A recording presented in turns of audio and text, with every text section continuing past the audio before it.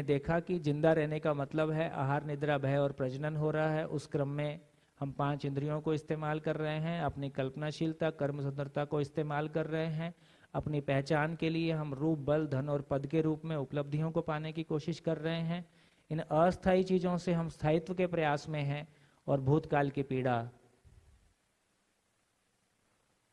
वर्तमान से विरोध और भविष्य की चिंता। अभी जैसी जिंदगी हम जी रहे हैं उसमें भूतकाल की पीड़ा, वर्तमान से विरोध, भविष्य की चिंता उम्र बढ़ने के साथ साथ बढ़ता हुआ दिखाई देता है।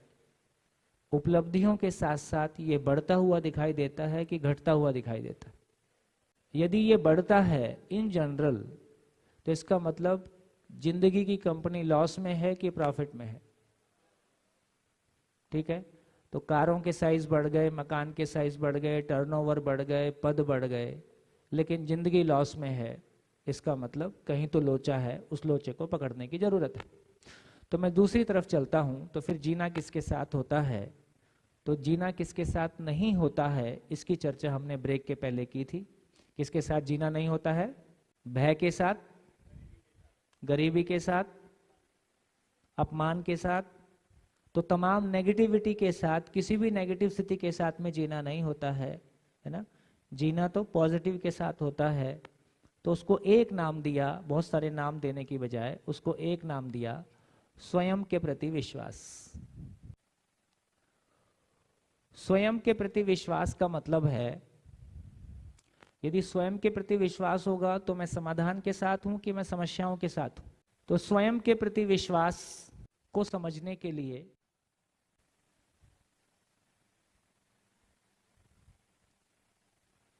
ये 2 भाग में इसको कह लीजिए। देखिए, बोलते समय हम बोलते हैं सेल्फ कॉन्फिडेंस, ऐसा बोलते हैं। और क्या करने से सेल्फ कॉन्फिडेंस आता है? तो हमारे पास बहुत सारे शब्द हैं, लेकिन उन शब्दों के एड्रेस नहीं है। तो सारी जिंदगी शब्द यूज करते हैं, पर उसकी रियलिटी जिंदगी में साकार बहुत नहीं हो पा रही है या कम हो पा रही। तो मैं 2 प्रकार की चीजों को बोलूंगा। एक प्रकार की चीज वो है जिसको हम स्किल बोलेंगे, कौशल।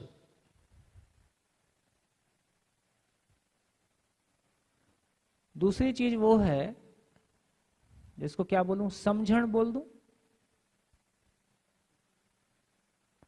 हिंदी में मैं वो लिखूंगा तो उसको समाधान कहूंगा।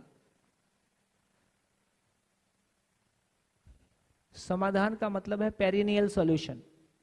देखिए, ये बात ठीक है, प्रॉब्लम के लिए सॉल्यूशन की बात नहीं कर रहे हैं। जैसे ये कहा, इसको कैसे समझें? इसको ऐसा समझें कि पूरा एग्जिस्टेंस किसी नियम से है। पूरा एग्जिस्टेंस किसी नियम से है। मैं नियम को समझूं तो ठीक, नहीं समझूं तो ठीक, जानूं तो ठीक, नहीं जानूं तो ठीक, मानूं तो ठीक, नहीं मानूं तो ठीक। इससे नियम पे कोई फर्क पड़ता है? नियम बदल जाता है ना। मेरे को पता है कि नहीं पता है, मून धरती के चारों तरफ घूमता ही है। मेरे को पता है कि नहीं पता है, धरती गोल है, मैं चपटी बोलता रहूं, इससे धरती को कोई फर्क नहीं पड़ता है ना। तो ये पूरी सृष्टि, ये पूरी कायनात अपने किसी नियम के साथ है। मैं समझूं या नहीं समझूं, हार्ट अपना काम करता है, किडनी अपना काम करता है, खाना खाने के बाद खाना पचता है, शरीर का साइज बढ़ता है, हाइट बढ़ती है, हेल्थ बढ़ती है, मैं कुछ भी समझूं या नहीं समझूं। तो इसका मतलब है कि ये सृष्टि किसी नियम से काम कर रही है। उस नियम की समझ होने का नाम समाधान है। तो अपन कहां ले गए इसको? अपन ये कह रहे हैं कि यदि पूरी सृष्टि किसी नियम से संचालित है, वो नियम ना हिंदू है, ना मुस्लिम है, ना सिख है, ना ईसाई है। पूरी सृष्टि में मानव का होना भी हिंदू, मुस्लिम, सिख। आदमी गुफा में था तो हिंदू था कि मुस्लिम था? है ना।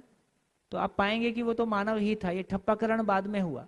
जब ऐसे हम सारा देखते हैं तो ये बात समझ में आई कि यदि बहुत एक निरपेक्ष दृष्टि से देखें, थोड़ा सा पीछे खड़े होकर देखें, तो पूरी सृष्टि किसी नियम से है। उस नियम में मानव का इस सृष्टि पे होना भी, मानव का इस धरती पे इवॉल्व होना भी किसी नियम से है। इस शरीर के होने में मानव का कोई योगदान नहीं है ना। इस जीवन में सोचने समझने की क्षमता का होने में भी मानव का कोई योगदान नहीं। धरती पे मानव के होने में भी मानव का कोई योगदान नहीं। ये जो मानव का होना है ना, फिर उसके सुखी दुखी होने का भी कोई नियम है। अब ये कह रहे हैं अगले 8 दिन में हम ये चर्चा करने वाले हैं कि जिस तरह से यूनिवर्सल लॉज हैं, तो मानव के सुखी होने का भी कोई यूनिवर्सल लॉ है, वो भी हिंदू मुस्लिम सिख ईसाई के लिए एक जैसा है, उसमें भी कोई फर्क नहीं पड़ता है। धीरे धीरे वो जो प्रकृति के नियम हैं, वो जो नेचर के नियम हैं, चाहे वो मानव के बारे हैं चाहे वो सृष्टि के बारे हैं, उस नियम को पहचान लेने का नाम समाधान है, समझ है। उस लेवल से हम ऐसे आते हैं। तो धीरे धीरे हम अपने जो भी हमारी डिक्शनरी है और उनकी जो समझ है, धीरे धीरे उसको देखेंगे। लेकिन मैं अभी ये कह रहा हूं कि ये 2 तरह की चीजें हैं। कौशल में क्या आ गया? कौशल का मतलब है मुझको अपनी बात हिंदी में कहने का बहुत कॉन्फिडेंस है, मैं अपनी बात को हिंदी में ठीक से कह सकता हूँ। किसी को लगता है कि मैं अपनी बात को गुजराती में ठीक से कह सकता हूँ, तो हिंदी भाषा के लिए, हिंदी भाषा मुझको आती है, इंग्लिश आती है, गुजराती आती है, मुझको कार भी चलानी आती है, मुझको खाना भी बनाना आता है, और किसी को प्रॉब्लम आ जाए तो मैं उसका ऑपरेशन भी कर देता हूँ, डॉक्टर, एज ए डॉक्टर। तो जितने भी हमारे इंजीनियरिंग, मेडिकल, जो भी आर्किटेक्चर, जितने भी सारे खेती करना आता है, ये सब किस में आ जाएगा? तो हमारी अभी की एजुकेशन के सारे कोर्सेज किस में आ जाएंगे? ये सब कौशल है। और एमए साइकोलॉजी किस में आएगा? और एमए सोशियोलॉजी किस में आएगा? अभी हमारे ह्यूमैनिटी के कोर्स भी स्किल हैं, उसको करके नौकरी मिल जाए तो ठीक है, अदरवाइज वो किसी काम का है नहीं। ये बात ठीक है? इस बात से सहमति है? एमए साइकोलॉजी करके उसका मन ठीक हो गया,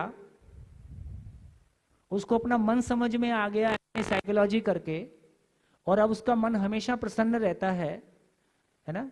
अब उसके भीतर लो फील नहीं होता है, ईगो नहीं होता है, और वो हमेशा खुश रहता है, तो मैं मानूं कि एमए साइकोलॉजी फिर मैं उधर रखूंगा। यदि एमए साइकोलॉजी करके मेरे को 20,000 की जॉब मिल जाती है, तो ये कौशल है, ये समझ नहीं है। तो वर्तमान के हमारे एमए साइकोलॉजी, सोशियोलॉजी और तमाम ये कोर्सेज जिंदगी में कोई काम नहीं आ रहे हैं, एक नौकरी के पाने के काम जरूर आ सकते हैं, है ना? तो कुल मिला के आश्वासन देने के काम जरूर आते हैं। तो जब मेरे को एक तरह का कॉन्फिडेंस है, तो मेरे को कार चलाना आता है, ये भी एक कॉन्फिडेंस है। फिर इधर वाला कैसा आएगा, इसको कैसे पहचानूंगा? कार चलाने के प्रति कॉन्फिडेंस कैसे आया? कार को सीखने से आया, कार का नियम समझने से आया। स्वयं के प्रति विश्वास कैसे आएगा? तो कार चलाने का प्रति विश्वास कार चलाने के प्रति विश्वास है कि स्वयं के प्रति विश्वास है? तो कार चलाना आ गया तो कार चलाने के प्रति विश्वास है, स्वयं को चलाना आ गया तो स्वयं के प्रति विश्वास है। ये बात पहुंची? नहीं पहुंची। कार चलाना आ गया, कंप्यूटर चलाना आ गया, मोबाइल चलाना आ गया, तो मोबाइल चलाने के प्रति विश्वास है। ये विश्वास है तो मुझ में ही, लेकिन मोबाइल चलाने के प्रति है, कार चलाने के प्रति है, खाना बनाने के प्रति है। तो मोबाइल चलाना आ गया, कार चलाना आ गया, तो कार चलाने के प्रति विश्वास। और स्वयं के प्रति विश्वास कब आएगा? जब मैं स्वयं को चला सकूं। स्वयं को चलाने का क्या मतलब है? जैसे कि मुझे गुस्सा आ जाता है तो मैं सडनली गुस्सा करती हूँ, तो ये मेरा कंट्रोल नहीं है अपने पर। हाँ। और तो मेरे को गाड़ी चलाना तो आता है, खुद को चलाना नहीं आता। हाँ, खुद को चलाना नहीं आता, ऐसा मैं कह सकती हूँ। हाँ। लेकिन गुस्सा आता है, लेकिन मैं कंट्रोल कर लेती हूँ और मैं उसको दिखाती नहीं हूँ, दिखावा नहीं करती हूँ। और मेरी एक समझ है कि इसमें गुस्से से काम नहीं चलेगा। हाँ, वो इतना ही हुआ कि मैं एक्सीडेंट मार के आ गया, किसी ने देखा नहीं। एक्सीडेंट तो हो ही गया है। हाँ, एक आदमी मर ही गया है, और मर के वो ऊपर चला गया, अब चिल्लाए कौन? तो गुस्सा आया है मतलब मैं खुद को चला नहीं पा रहा हूं, मैं खुद को हैंडल नहीं कर पा रहा हूं। तो ये भूतकाल की पीड़ा, ये वर्तमान से विरोध, ये भविष्य की चिंता, ये फ्यूचर को लेके वरीज, अपना लो कॉन्फिडेंस, दूसरों से कंपैरिजन, अपने आप को छोटा महसूस करना, दूसरों के आगे निकलने से घबराहट पैदा होना, है ना? किसी को जाति के आधार पे बड़ा मांगना, किसी को हाइट के आधार पे बड़ा मानना, किसी को रूप और रंग के आधार पे बड़ा मानना, कभी अपने आप को बड़ा मानना, कभी किसी दूसरे को छोटा मानना, ये जो कॉम्प्लेक्सिटीज है, ये जो इन्फीरियरिटी कॉम्प्लेक्स और जो सुपीरियरिटी कॉम्प्लेक्स है, ये जो लगातार मेरे भीतर ये भूचाल चलते रहता है ना, ये मैं हैंडल नहीं कर पा रहा हूँ। इसका मतलब मेरे को सेल्फ ड्राइविंग नहीं आती है। बोल तो आप रहे थे सेल्फ कॉन्फिडेंस, अब सेल्फ समझ में आए तो सेल्फ समझ में आए तब तो सेल्फ पकड़ में आया नहीं, सेल्फ पकड़ में नहीं आया तो सेल्फ कॉन्फिडेंस ही पकड़ में नहीं आया। तो सेल्फ का मतलब है मी, आई। तो मैं किसी परिस्थिति में, एक ही परिस्थिति में एक आदमी सुसाइड कर लेता है, उसी परिस्थिति में दूसरा आदमी हंस के निकल जाता है। ऐसा हम होते हुए देखते हैं। इसका मतलब है कि किसी भी घटना को वहन करने का, किसी भी परिस्थिति को हैंडल करने की आपकी ताकत किसी भी परिस्थिति में है ना, वो जो स्वयं की हैंडलिंग है, तो मैं उसको नाम दे देता हूं आपके भाव और विचार की दुनिया। आपके भाव और आपके विचार की दुनिया। तो यदि मेरे विचारों में कन्फ्लिक्ट है, अंतर विरोध है, विचारों में अंतर विरोध है, भाव की जगह में अभाव है, तो मैं दूसरों की वजह से दुखी होता हूं, मैं दूसरों की वजह से दुखी होता हूं, या दूसरा मेरे विचार और भाव को नेगेटिवली प्रभावित कर देता है, मेरा भाव नेगेटिवली प्रभावित हो गया है, इसलिए मैं दुखी हो गया हूं। क्या लगता है? दूसरा मेरे को डायरेक्टली दुखी कर देता है, या दूसरा मेरे भाव और विचार को नेगेटिवली प्रभावित कर देता है? मैं जब भी दुखी या सुखी होता हूं, मेरे भाव और विचार की स्थिति की वजह से दुखी होता हूं। जब भी मेरा भाव और विचार पॉजिटिव है तो मुझको अच्छा लगता है, जब भी मेरा भाव और विचार नेगेटिव है तो मुझको खराब लगता है। तो मेरे सुखी दुखी होने का कारण मेरे भाव और विचार का प्रभावित हो जाना है, नेगेटिवली प्रभावित हो जाना है। तो मेरे भाव और विचार का नेगेटिवली प्रभावित हो जाना विश्वास में कमी है, स्वयं के प्रति विश्वास में कमी है। क्योंकि एक ही तरह की घटना से सभी लोग एक समान प्रभावित होते हैं कि अलग अलग प्रभावित होते हैं? अलग अलग प्रभावित होते हैं। तो इसका मतलब यह हुआ कि जिसमें विश्वास में कमी है, जिसके अंदर विश्वास की कमी है, वो किसी घटना से ज्यादा प्रभावित होता है नेगेटिवली। यदि उसके विश्वास में कमी नहीं है तो वो उस घटना से उस तरह से प्रभावित नहीं होता है। तो इसका मतलब यह हुआ, यदि विश्वास में कमी है तो मैं दुखी होता हूं, परेशान होता हूं, फिर चाहे भयभीत होता हूं कि डरता हूं कि कंपैरिजन करता हूं कि घबराहट होती है, अपने आप को छोटा महसूस करता हूं, है ना, तब ये कॉम्प्लेक्सिटीज पैदा होती है। तो एक बात पता चली कि गाड़ी चलाने के प्रति तो मेरे को पूरा अधिकार है, तो गाड़ी चलाना मुझको आता है, पर खुद को चलाना नहीं आता है। ये बात माची। तो जो लेवल ऑफ कॉन्फिडेंस है, तो जितना हमारा लेवल ऑफ कॉन्फिडेंस होगा, जितना हमारा उसी को स्टेबिलिटी बोल रहे हैं। तो जितना हमारा समझ होगा, समझण होगा, उतना हमारा लेवल ऑफ कॉन्फिडेंस होगा। जितना लेवल ऑफ कॉन्फिडेंस होगा उतना हम दूसरे से कम प्रभावित होंगे या नहीं प्रभावित होंगे। तो इसका सूत्र है, एक बार सूत्र लिख लीजिए, फिर अपन उस पर बात करेंगे। दूसरों की अयोग्यता से प्रभावित ना होना ही स्वयं की योग्यता है। दूसरों की अयोग्यता से प्रभावित ना होना ही मेरी योग्यता है। दूसरों की अयोग्यता से प्रभावित हो जाना, दूसरों की अयोग्यता से प्रभावित हो जाना ही मेरी अयोग्यता है। दूसरों की अयोग्यता से प्रभावित, दूसरे ने अयोग्यता किया, ये उसकी कमी। दूसरे ने कोई ऐसा व्यवहार किया जो उसको नहीं करने का था, ये उसकी कमी। मैं उससे प्रभावित हुआ, ये मेरी कमी। ये पहुंचा? नहीं तो हमेशा मेरा रिमोट मेरे हाथ में रहेगा कि दूसरे के हाथ में रहेगा? मेरा रिमोट कंट्रोल मेरे हाथ में हो कि दूसरे के हाथ में हो? मेरा रिमोट कंट्रोल मेरे हाथ में हो, मेरा रिमोट कंट्रोल मेरे हाथ में हो, इसका मतलब है तुम्हारी स्थिति तुम्हारे साथ, मुझको प्रभावित होना है कि नहीं प्रभावित होना है ये मेरा निर्णय है।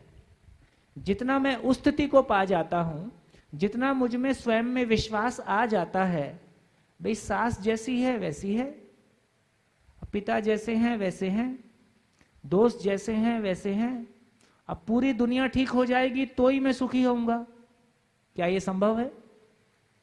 पूरी दुनिया ठीक हो जाएगी तो ही मैं सुखी होऊंगा और ये दुनिया अभी मेरे रहने के लायक नहीं है और मैं चला, तो सारे लोग पंखे का सदुपयोग कर लेंगे। तो इसका मतलब है लोग जैसे हैं वैसे रहेंगे, वो रातों रात बदलने वाले नहीं हैं। लेकिन मेरी स्थिति ये हो सकती है ना, मैं अपने आप को इंप्रूव कर सकता हूं, अपना लेवल ऑफ कॉन्फिडेंस को इंप्रूव कर सकता हूं कि मैं दूसरे की बेवकूफियों से प्रभावित ना हूं, ये मेरे हाथ में है। मैं खुद को चला पा रहा हूं, इसका मतलब सिर्फ ये है कि मैं खुद को परिस्थितियों में सिर्फ कंट्रोल कर पा रहा हूं। ठीक है, तो अल्टीमेट स्थिति ये है, तो एक सुंदर परिभाषा है क्षमा की, वो फिर अल्टीमेट स्थिति है, अप्रभावित रहना ही क्षमा है। ये फिर फाइनल स्थिति है। फाइनल स्थिति ये है कि आप प्रभावित ही, यदि मैं प्रभावित होता हूं तो किन्हीं ना किन्हीं अंशों में अंदर रिएक्शन होता है, मैं बाहर शो नहीं करता हूं, अंदर में लो फील करता हूं, 3 दिन उसको नॉर्मल होने में लगता है ना, पर किसी को पता नहीं चला, तो मैंने किसी दूसरे को नुकसान नहीं पहुंचाया और कोई बड़ी गलती नहीं की, पर मेरे को उसको हैंडल करने में समय लगा।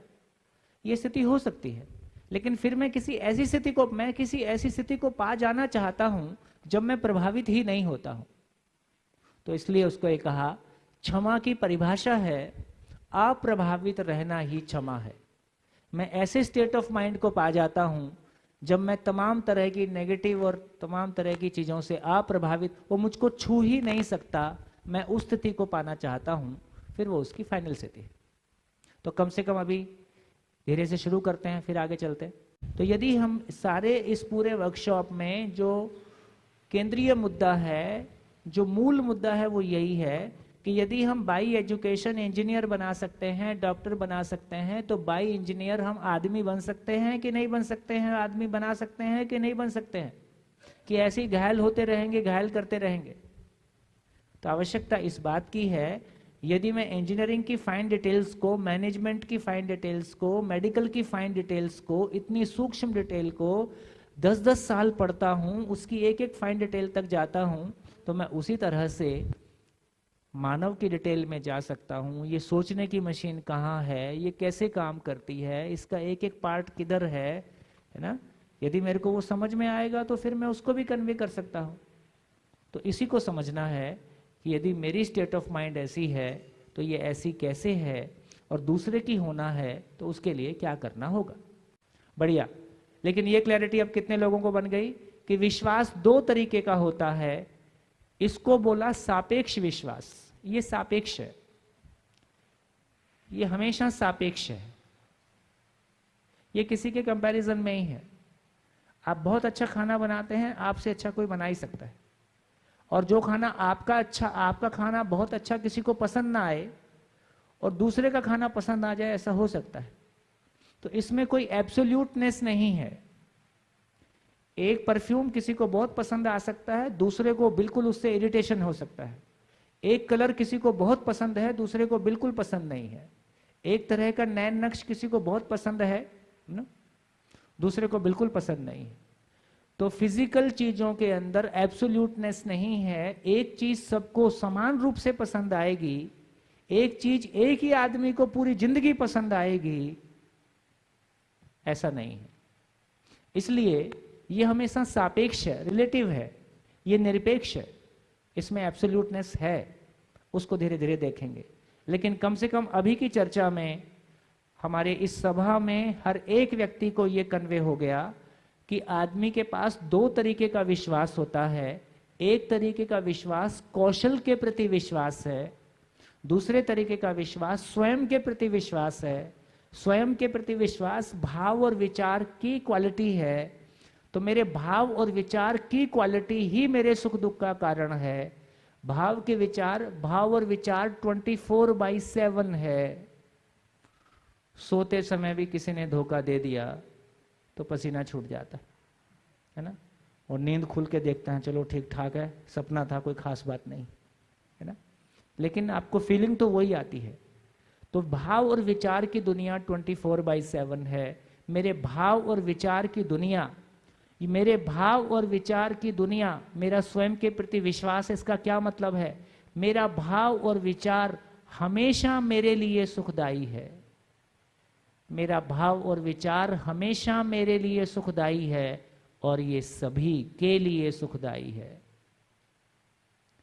मेरा भाव और विचार सभी के लिए सुखदाई है, ये हमेशा मेरे लिए सुखदाई है ना। इसका नाम सेल्फ कॉन्फिडेंस है। ये एब्सोल्यूट है। ये किसी से प्रभावित ना होने, इस स्टेट ऑफ माइंड को पा जाना, अपने में स्थिति को पा जाना है ना, अपने में स्थिति को पा जाना, ये रियल हैप्पीनेस है, ये सही अर्थों में सुख है ना। मैं ऐसी किसी स्थिति को पाना चाहता हूं, इसका नाम स्वयं के प्रति विश्वास है। सर, मेरा नाम अर्चना है। मैं ये जानना चाहती हूँ, जैसे कि आपने समझाया किसी की अयोग्यता से प्रभावित होना तो ना होना, तो अगर कोई है जो रोज मार रहा है, या वो दिल्ली में जैसा आपने बताया कि क्राइम हो रहा है और माएँ अपनी बच्चियों को आज सेफ नहीं फील करती हैं, तो क्राइम में फ़र्क होता है, तो किस हद तक के क्राइम को माफ़ कर देना चाहिए? माफ करने के लिए मैं बोल ही ना रहा हूँ, मैं तो यही बोल रहा हूँ कि प्रभावित ना होने का मतलब ही है कि उसको वो हो ही ना, उस स्थिति में उसको पहुंचाना है ना। कोई मारता रहे, हम अत्याचार सहते रहे, इसका मतलब प्रभावित ना होना नहीं हुआ, ठीक है, वो ठीक नहीं है। तो ये कह रहे हैं कि वो प्रॉब्लम ही, मेरे पास उस प्रॉब्लम का समाधान है कि वो कैसे, मेरे पास उस प्रॉब्लम की रूट पता है कि ये रूट कहाँ से रहा है। कोई जो प्रॉब्लम की जितनी बड़ी रूट है, फिर उतना बड़ा एफर्ट है, एक दिन में ठीक नहीं होगा, लेकिन पता है कि इसकी रूट कहाँ पे है, कैसे ठीक होगा, तो फिर वैसे ठीक करेंगे, तब तक उसके लिए ध्यान रखेंगे। तो ये नहीं कहा जा रहा है कि कल से फौज हटा दो, तो जो फौज जैसी रखनी है वैसी रखो, पर समझने का काम भी विश्व में बहुत स्पीड के साथ किया जाए, बहुत तेजी के साथ किया जाए, ताकि धीरे धीरे उसकी आवश्यकता कम हो जाएगी। इसका मतलब यह हुआ कि मेरे भाव और विचार पे मेरा नियंत्रण आ जाए। मेरा विचार, मेरे भाव और विचार कैसे हों? हमेशा मेरे लिए सुखदाई हो कि दुखदाई हो? मेरे विचार सुखदाई हों, लेकिन कितनी बार ऐसा होता है कि ना चाहते हुए भी आपको बार बार दुखदाई विचार आते हैं। कितने लोगों के साथ ये प्रॉब्लम है, ना चाहते हुए भी आपको दुखी करने वाले विचार बार बार आते हैं? हाथ उठाइए। ये किसकी मर्जी से आते हैं? आप चाहते हो कि नहीं चाहते हो? नहीं चाहते हैं, है ना। इसका मतलब है कि मेरा मुझ पे नियंत्रण नहीं है, मेरे को मेरी गाड़ी चलाने नहीं आती, और गाड़ी कभी भी किसी से जाके टकरा जाती है, तो मेरे को जिंदगी की गाड़ी चलानी नहीं आती है ना, पर मुझको कार चलानी तो आती है। तो यदि मुझको कार चलानी आ गई, अच्छी बात है, तो जिंदगी की गाड़ी भी, कार की स्पीड कितनी है? 100 kilometre per hour, 200 kilometre per hour. विचार की स्पीड कितनी है? अनलिमिटेड। तो एक अनलिमिटेड स्पीड वाली गाड़ी है, इस गाड़ी को चलाना मुझको नहीं आता। इसका इतना ही मतलब है कि भूतकाल की पीड़ा, वर्तमान से विरोध, भविष्य की चिंता, अपनों से दुख पाना, अपनों को दुख देना, बहुत मेहनत करके संसार को नर्क बनाना। हम बहुत मेहनती लोग, हमने मेहनत करके अपनों से दूरियां बनाई हैं। तो ये तो बात ठीक है कि समझना सबको होगा। एक आदमी के देखो, पहले ये बोलते थे यदा यदा ही धर्मस्य ग्लानिर्भवति, जब जब संसार में धर्म की हानि होगी कोई आएगा। अभी जमाना बदल गया है, अभी एक महापुरुष से काम बिल्कुल नहीं चलने वाला है। हर घर में एक होगा तो भी नहीं चलने वाला है। अब सभी को महापुरुष बनना होगा, सभी महापुरुष बन जाएंगे तो नॉर्मल पुरुष हो जाएगा।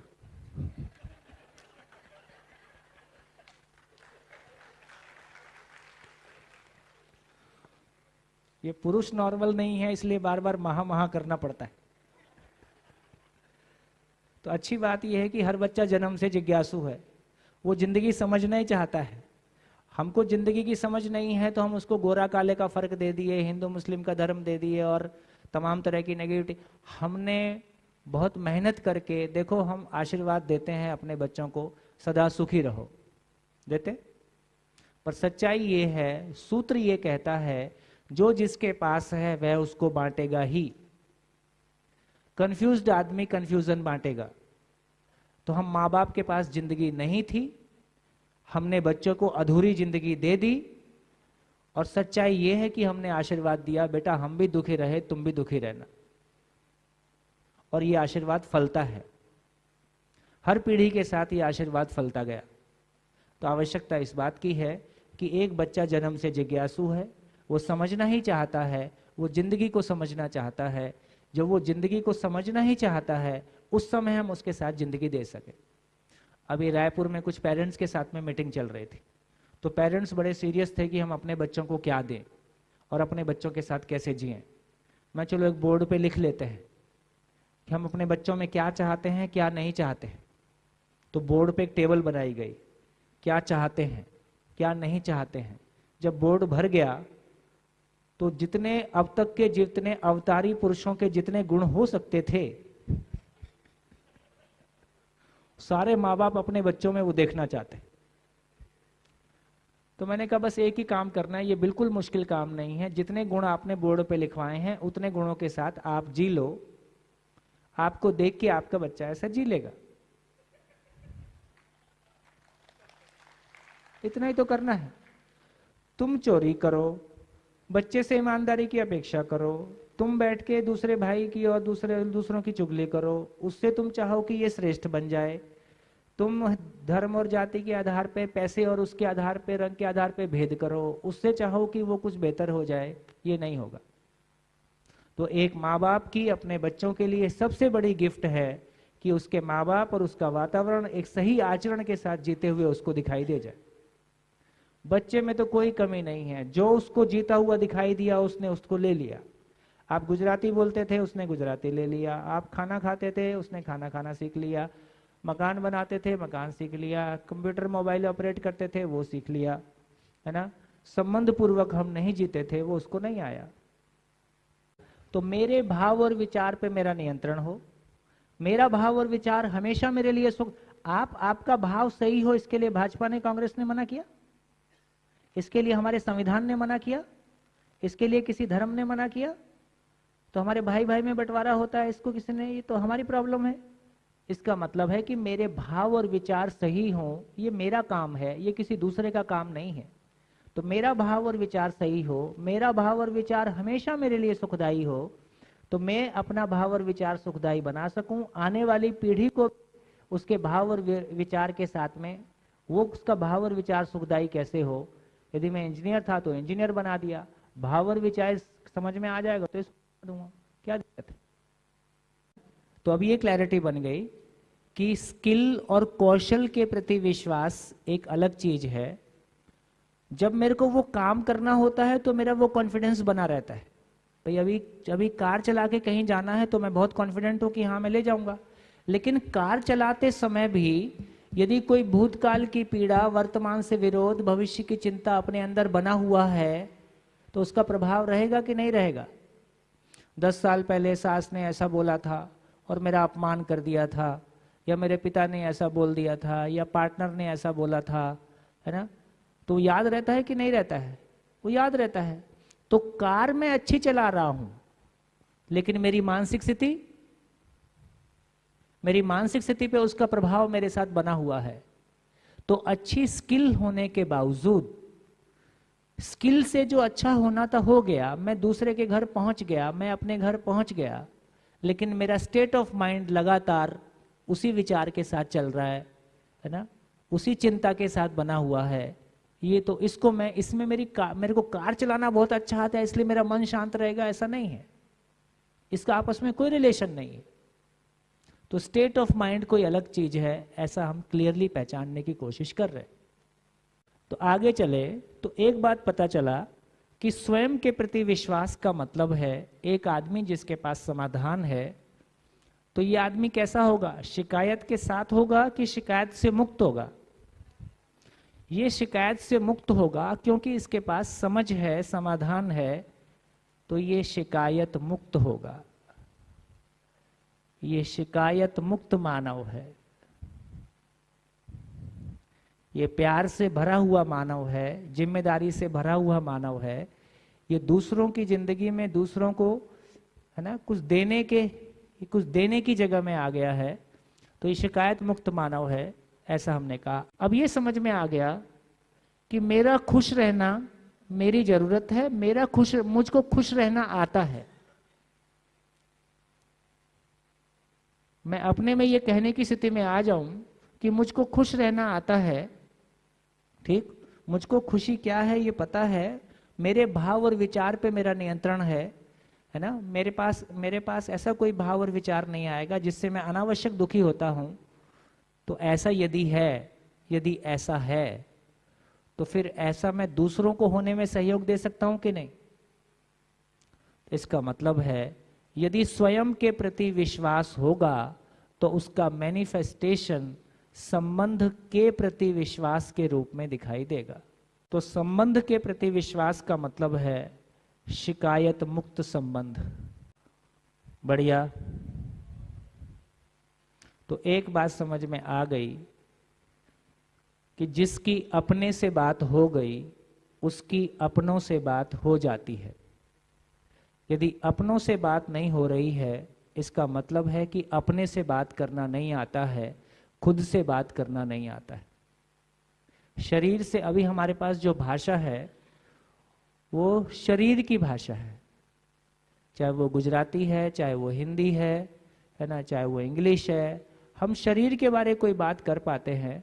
सही अर्थों में देखें तो मानव होने के रूप में, अपने भाव के रूप में ये बात एक दूसरे के साथ हम कर पाए होते।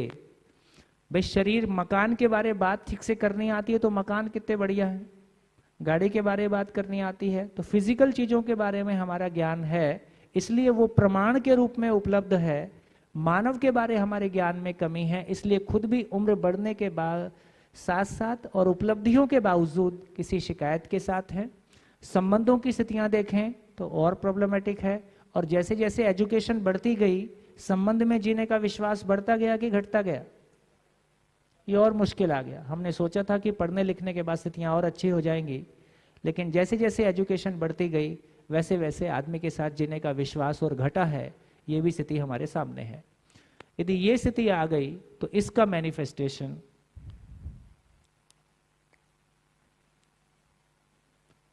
एक समृद्ध परिवार के रूप में, समृद्ध परिवार का मतलब है अभाव मुक्त परिवार।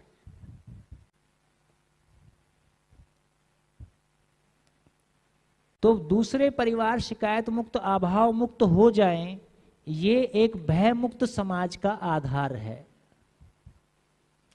ये एक भय मुक्त समाज का आधार है। सभी परिवार शिकायत मुक्त, अभाव मुक्त हो जाएं, देश के सभी परिवार शिकायत मुक्त, अभाव मुक्त हो जाएं, इसका नाम व्यवस्था है। इससे ज्यादा होता नहीं, इससे कम में चलता नहीं। कुल काम इतना है।